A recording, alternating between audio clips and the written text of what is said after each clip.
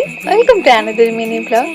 তো আজ সন্ধেবেলায় গিয়েছিলাম বহরমপুরের ফেমাস বিহারি লস্যির দোকানে, যেটার লস্যি খেতে তো আমার ভীষণ ভালো লাগে। সৌভিক ওখানে গিয়ে দুটো মিষ্টি অর্ডার করেছিল, তার মধ্যে একটা নারকেলের তৈরি ছিল, যেটার টেস্ট তো ভীষণ সুন্দর ছিল।